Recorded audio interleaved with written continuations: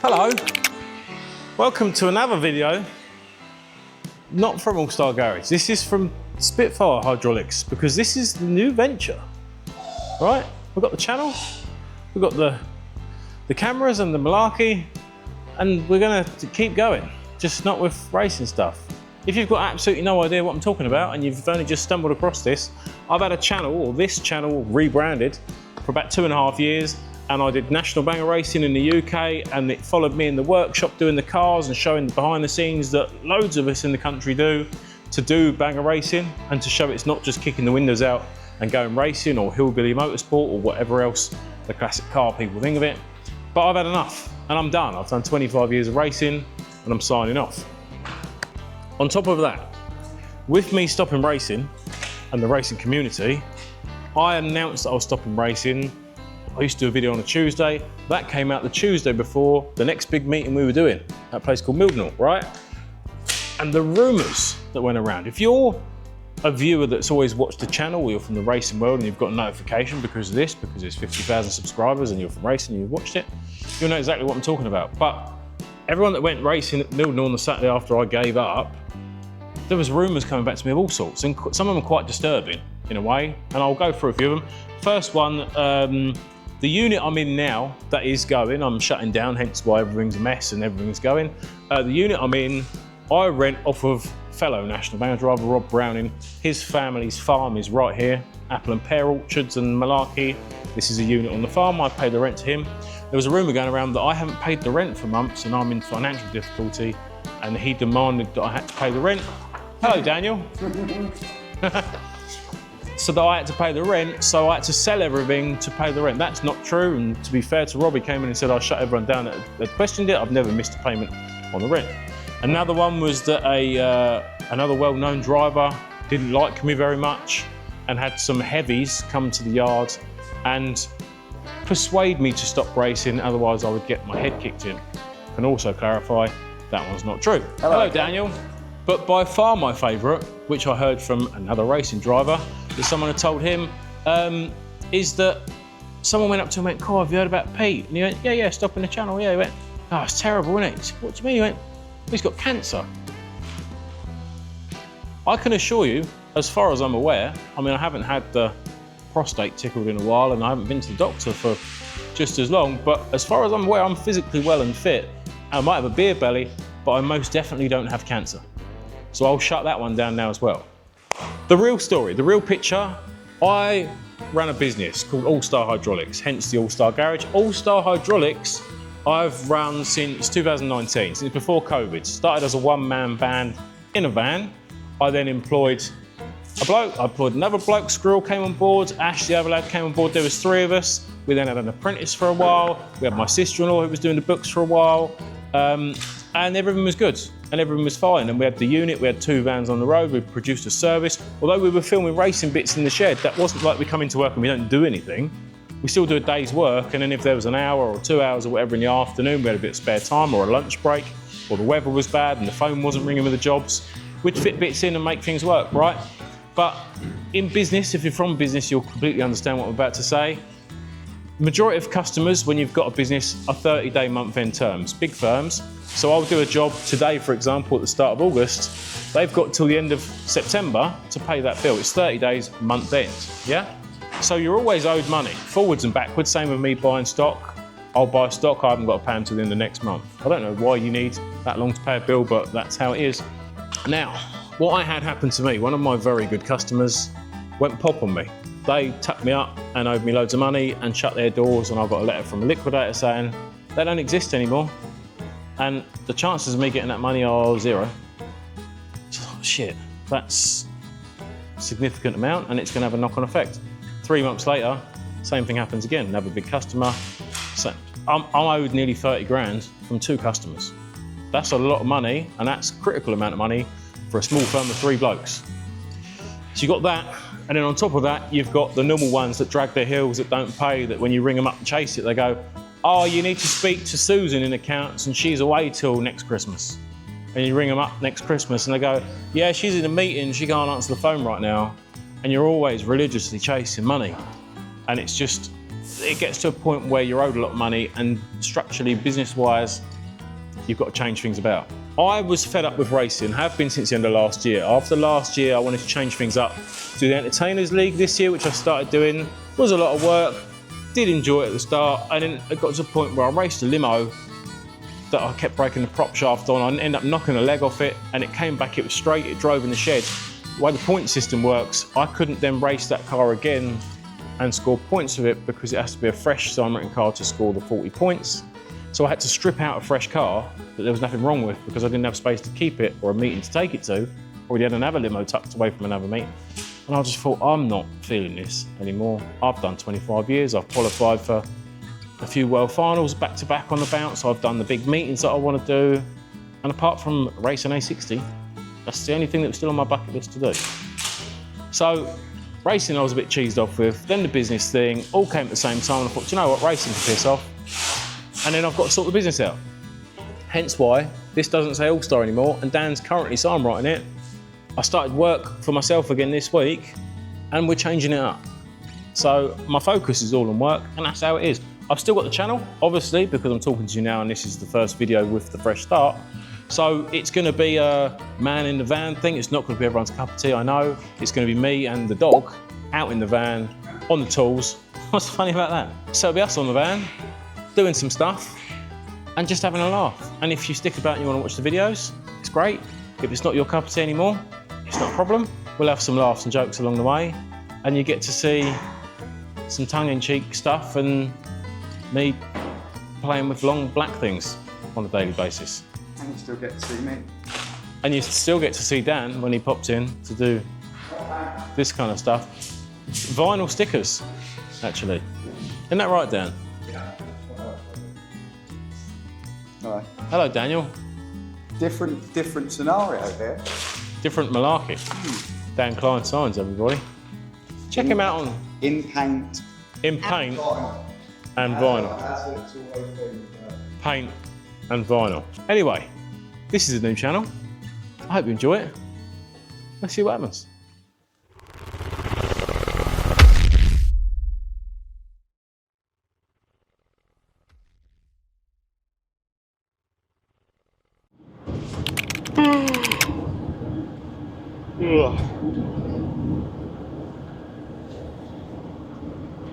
Oh, I can't stop yawning. Okay, good morning. Here we go. With Joey, the passenger princess, who is just out of shot. So it's Wednesday morning. It's just gone 6 o'clock. It's 6:08 actually now. By the time I've made my coffee and got out the door, a little bit later than I wanted to be. I have 2 jobs on this morning already. I've got a swimming pool cover hose to do. I did one the other night. Same company sent me another one. This one is out the back of Tenterden Way, in the middle of Kent. I will try and film that, but because it's a swimming pool at, I'm assuming, someone's house, they might be a little bit funny with me filming. And the other job, which I took yesterday afternoon, which I'm going to squeeze in first, which is why we're out the door early, is a leak on an 8-wheel grab lorry, like a, I don't know if it's a grab lorry or a tipper lorry or something. I think it's a grab lorry, and that is in Headcombe, also in Kent. So we're going to shoot there, but before I do, I've got to go to the unit and grab my tape measure because I left it there yesterday whilst we've been forwards and backwards and emptying the unit out and changing loads of bits. And as every man that's watching will know, you always think something's longer than it is until you measure it, if you know what I mean. So I can't go and do the hoses this morning without my measured tape to get the accurate measurement, and I don't over-exaggerate how big I am. No, how long it is. No, how big the hose is. Okay, right, we've got a 53 plate grab lorry with a minging leak. I got sent a video yesterday, which I put just up here in the corner of the shot. You can't really tell where it's coming from. There's this big cover up by the levers here, higher crane, stand-up levers, obviously, and you've got the levers there that operate the arm and whatever else. Sometimes you have stand-up levers up there that are cable fed down to valve, like normal lever valve block down here. This isn't the case with this one. All the hoses do run upstairs to the levers up there. So that's the main valve block. But I've had a look, and where this left-hand pipe goes in the valve block there, it's really wet and bad brownness. It's possibly an O-ring in there. I'm going to fire it up, I'll clean it off, and then I'll fire it up, put the PTO in, and we'll have a look. This morning when I was rushing about trying to get a tape measure from the unit before I got on the road and headed here, I was meant to grab the tripods and stuff for the camera that I'm talking to you on, which is the tripods that I used to use in the shed filming the racing stuff of Allstar Garage, and I forgot. And then I was meant to get like a harnessy chest wearing type gig thing for a GoPro so I could wear it on my chest so you get POV. I forgot. So I've got my camera, which I'm talking to you now on, which was wedged in a cup holder in the dash of the van earlier, but it's now balancing on a pile of aggregate trying to film me do this. That's great, isn't it? Probably drive off later and forget about it and leave you here.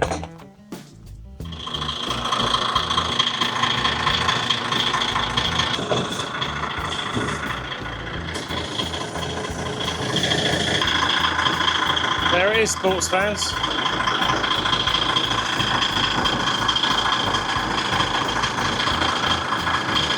Coming out the bottom of this on the main feed into the valve block.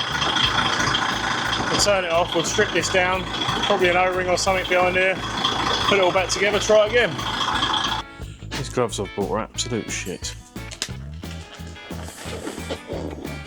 Breathing them backwards and they split. Right, I've just got this out. Unos to input the valve block. It does have a Doughty seal on there. Also, I think it's been played with before. I don't know if you can see it on there, but the thread at the back there is absolutely chewed to bits, which is mildly concerning. Not that it should stop it sealing. We've only got a flat face then going onto the valve block, so a Doughty seal should work. We'll clean it up. See what happens. I was half hoping to see new spray bottle. I was half hoping to see a bit of chunk missing out of this. The way a Doughty seal works is pretty much self-explanatory, really. It's got a metal edge that pinches up between the two nuts, sort of thing, against the block, and the rubber bit on the internal is your seal. They're normally quite bulletproof. And if they do let go, then they proper let go, like the rubber's hanging off them. You can see it, it's quite obvious. They are pretty much a 2-bob part, so if ever I come across one and I'm changing something, I do replace it.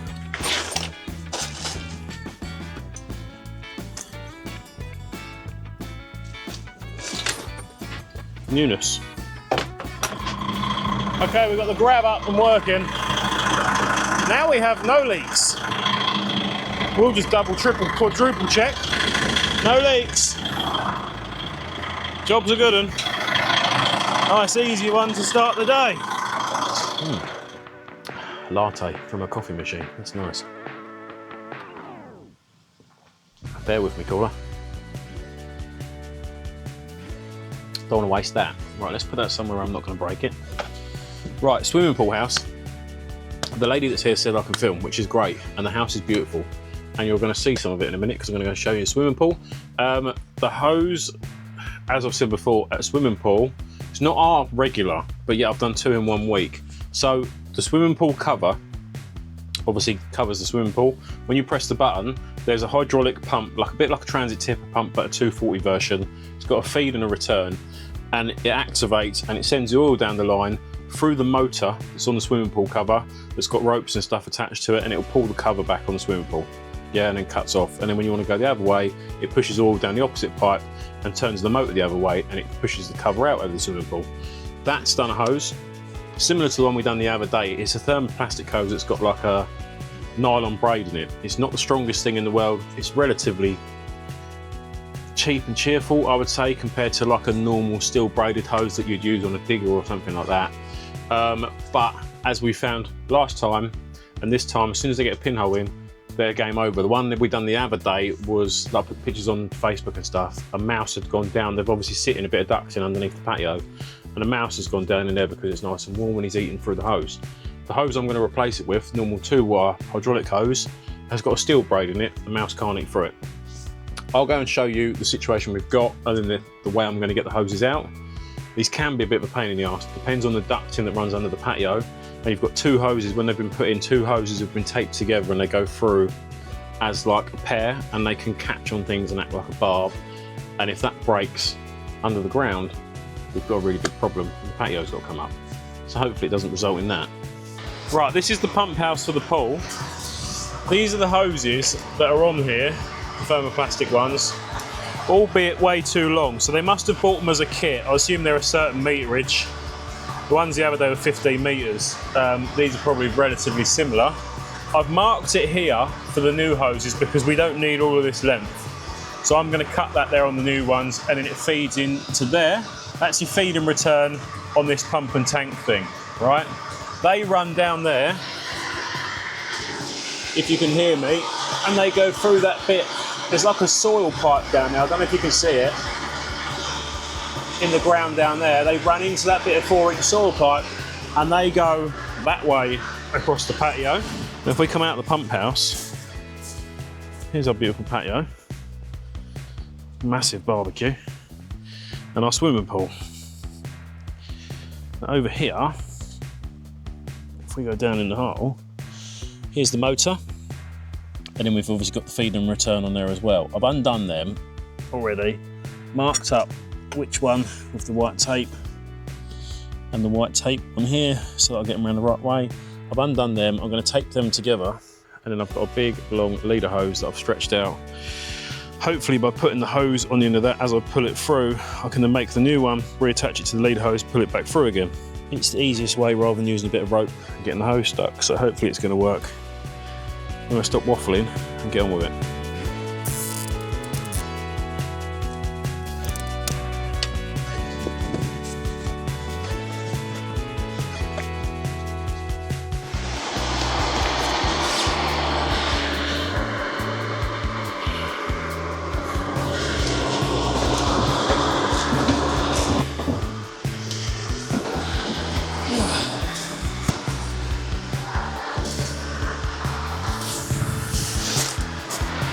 Sweaty.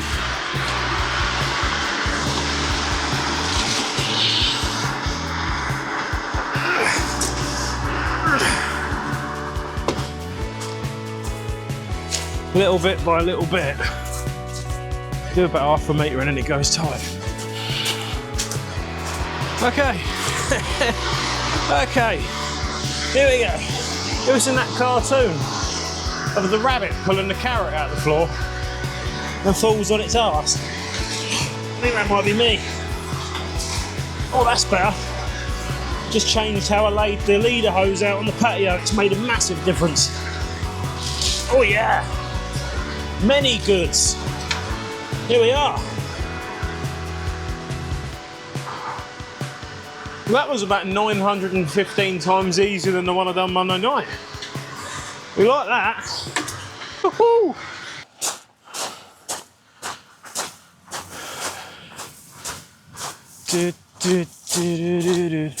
I've got a long length, and it is black. I'm still going, gonna knock the camera over. Okay, almost take it in the house. Longness and blackness. Skinny though.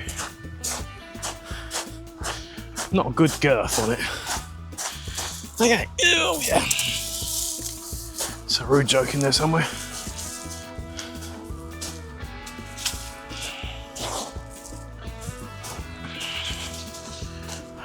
Right, I'm no specialist. I reckon we're at about 15 metres there. Because the one the other day was. And that looks very similar. My head is leaking profusely. Okay.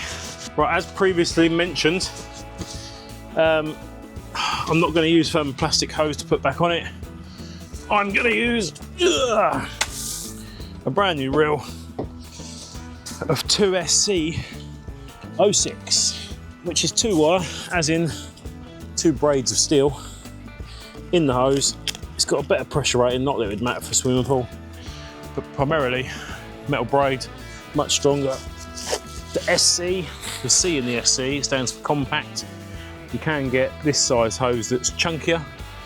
Hose-wise, we work on the internal diameter, and it's an imperial measurement. So 2SC06 is 10 mil. It's 3/8 internal. 2SN, which is the slightly fatter hose, the internal is exactly the same, and the flow and everything else, but it's fatter on the outside. This is slightly more expensive for me to buy, but it's much more durable on a van for doing more, what's the right word, more things with it, because some machines and stuff run through a real small channel or for a clamp or anything else like that, and it's better to have a slightly narrower hose than it is to have a slightly fatter hose.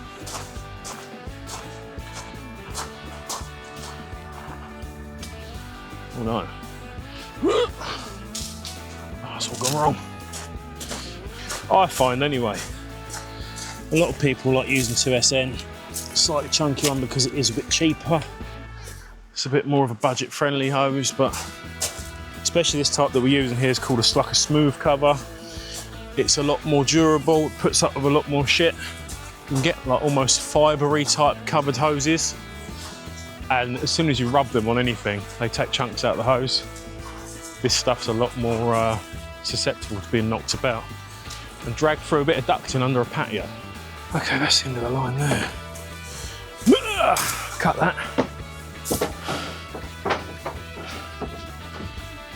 Oh yeah.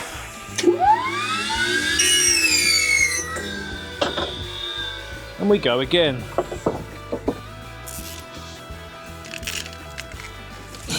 Piss off. I'll find something to mop my brow. Got a bag of rags, which I'm pretty sure is like hospital rags. Yeah, it is. That's a pair of scrubs. That's some doctor's scrubs there with a pocket and potentially a blood stain in my bag of rags. That's good. Hopefully don't get hepatitis.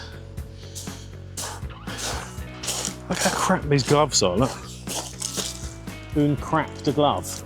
I need to make those. Or two. Well, as this is like video numero uno for the on the road hose van video, I will run you through the crimper and how the hoses are made. Not going to do it every time because it's going to get really repetitive, because it's the name of the game. This is a 12-volt van mounted swager. The camera is sat on the saw. The saw here has got a lever. As I press the button, I put the hose in, it cuts the hose, whatever. On the crimper, there's loads of different sized dies. This is a die, there's 8 in a set. They slot into the crimper itself, or swager, whatever you want to call it. Same different flavoured gravy, whatever. They go around, and then once they all drop in, I have to adjust it on the dial here to get to the correct crimp setting.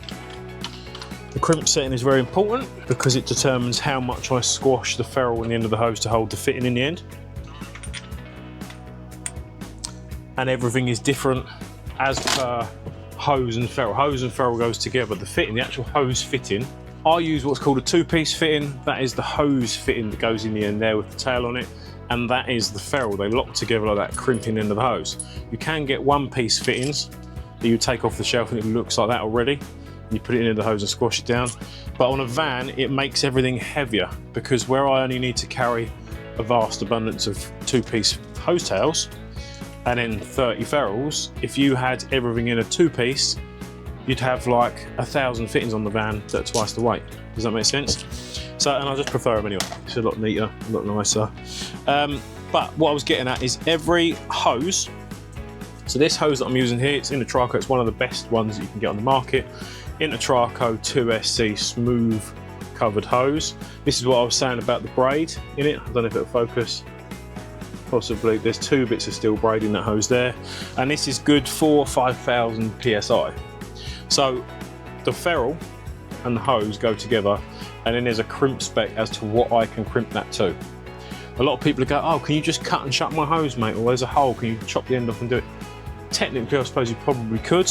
I'm not insured to do that. I will replace the whole hose, I'm not going to cut it up.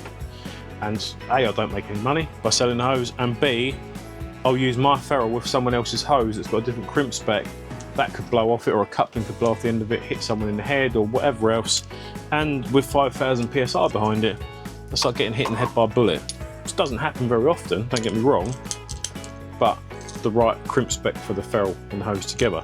This has to be 20.2 mil. So I've put a die in that's 18 mil, so I've got to go 2.2 on my little safe cracking dial thing here. 2.2. Bish bosh.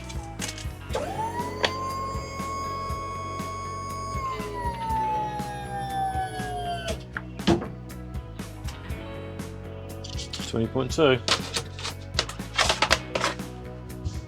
Job's a good one. Oh, I've just taped up and cable tied the two fittings to the leader hose on the other end. It's got to line it up with the pipe now.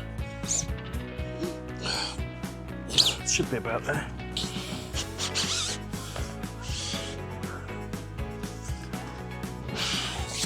I do like the idea of an infinity pull.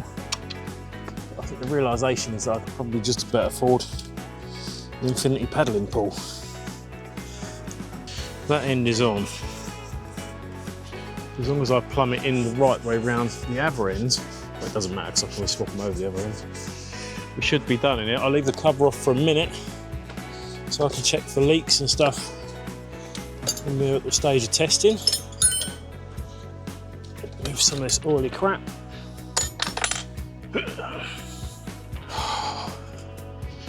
Might have to jump in this pool for a swim in a minute and a cool down. We're getting there. Right, hose is all back in this end. Leader hose is obviously off. Yeah. Right, the hose is all down this end. Hoses, you haven't got that big reel there that was there before from the over length of hose. They run down here. I'll put a cable tie around there in a minute, tidy that up. They're on the pump. I've got to put some oil in it. And then if I've worked it out right, the way it was labelled up was back to front, so I swapped them round. Open should open, shut should shut now. But I'll put some oil in it, test it. Worst case, we have to swap these two hoses around because they weren't labelled up when we took them out. So we've a bit of a stab in the dark, but we'll work it out. We're done on the job, I think. I've just done a quick test. There's no oil leaks. Everything inside that hole is done, tidied up, finished. I'll put the cover back on. Round in the pump house.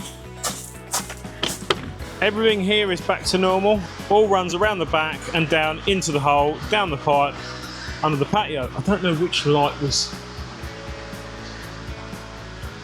She turned a light on somewhere. I don't know where it was. I'm gonna have to leave it because she's gone out. Oh, was it that one? There we go. That is shut. Like we've never been here. Okay, open closed. End result. We are currently open.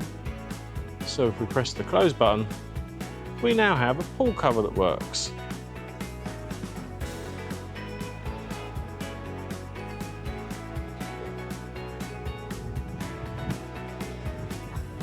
Fancy, isn't it? There we go, forwards, backwards, all singing and dancing. Obviously we don't do a lot of this sort of thing normally. I'm trying to be really cautious about how clean I am because primarily the majority of the work we do is quite dirty. And the patio and stuff here, as you can see, is really nice. So I'm very cautious about the oil, any marks from the hose that came out the hole. Job complete. On to the next one, which I'm sure won't be so pretty. Another one done. I didn't film this one. This was a relatively quick in and out job. That bucket on the telly truck in front of us, I've just done 2 loose fittings on it and changed the feed hose to the bucket for another one of our regular customers that used to be with the old firm that's now come over to the new firm. So that is the 3rd one of the day over and done with, and I've caught up with myself. Righty, righty, righty, righty, tight. Oh shit, I can't get through there. How the f am I supposed to?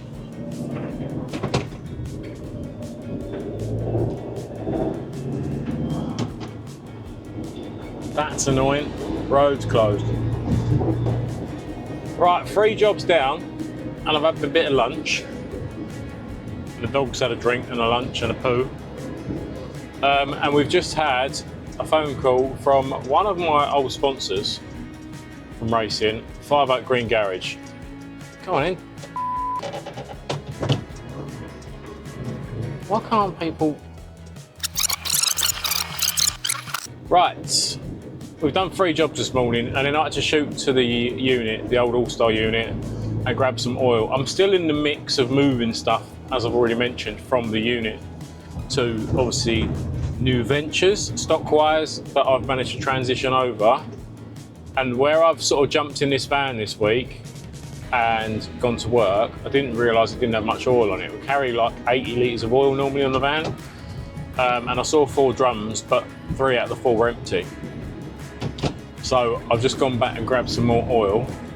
And now I've had a phone call for a friend of mine, one of the sponsors from when I was racing, 5 Oak Green Garage. He's got some sort of DPF cleaning garage car related malarkey device thing that I don't really know the ins and outs of, but it's got some sort of couplings on it, like look like water couplings.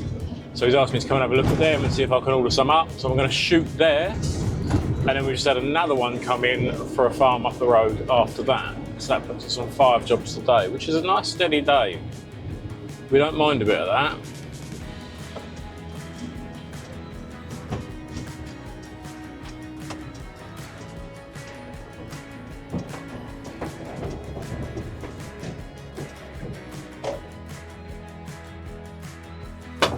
Okay, right, next job. One of my farmer customers.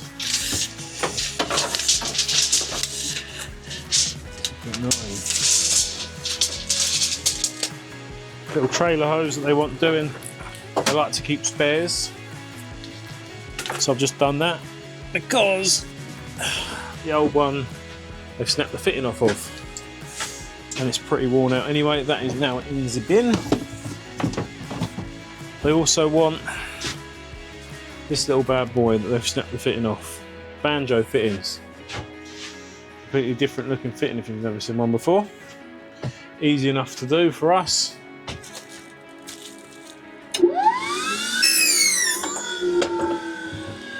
Two fittings. 2 ferrules. 1/4 inch.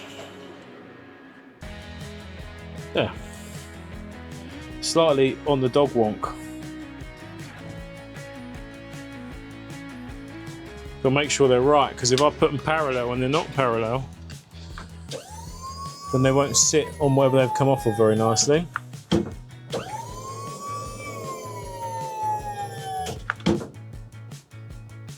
There we go. How long was this? Because I've done something else now and I've forgotten. So we'll just measure that again, I suppose. That's 2.9. That is 0.4. That makes that 3.3 metres of hose. The other thing that the customer has got here is a flow control valve that goes in line. Asked me if I can locate one. Turns out we don't need a flow control valve because it's not broken. He snapped the fitting off of the end of it on this end. He thought it was a one-piece thing, but I've managed to undo it. There's a BSP thread there and a metric thread there. I'm not sure if it's meant to be male or female. I'm going to guess it's female. In which case we need a 3/8 BSP male to 12L female nut, which I don't carry on the van. Doesn't help in that instance, but we're going to see what he wants to do and then go from there. Right, potentially last job of the day, sewer jetting hose. Big black long length. On these sewer jetting lorries, they ram the hose down the drain to unblock the drain. It's probably not very hygienic to touch, but whatever. But they obviously get scrapped and beaten to bits. It's only water, so we can get away with just chopping the bad bit out, putting a new fitting in there, and saying thank you very much. Goes back on the lorry, lorry goes back to work. Quite a common one for us. A lot of the big name hydraulic hose firms won't do the re-ends on the jetting lorries anymore, and they tell them that they have to go and get a new hose reel. New hose reels, 100, 150, 200 metres long, and that's 4-digit numbers, considerable 4-digit numbers for a new reel of hose, and no one's going to do that. So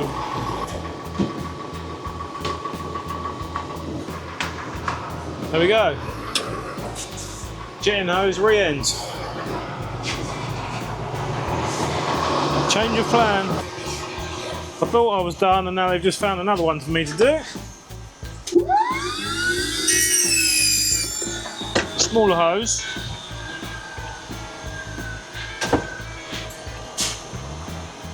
Do you want to go a bit more on that one? That one's... Will it pull out or not? No. Yep.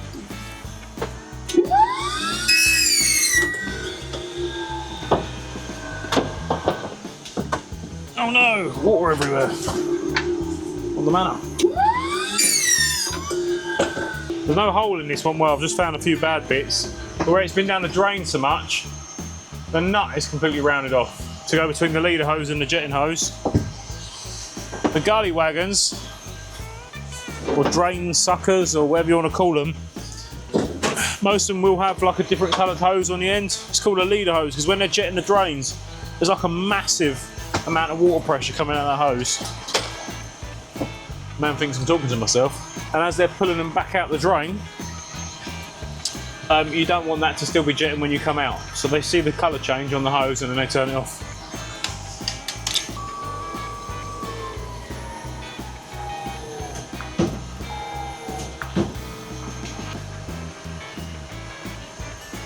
I wonder how much poo is in my van now.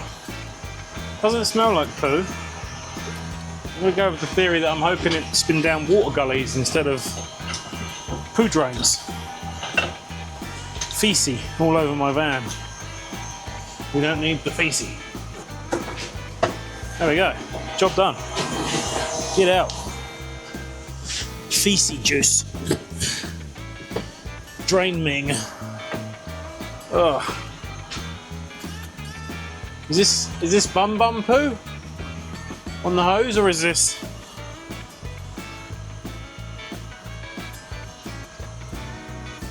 I don't know.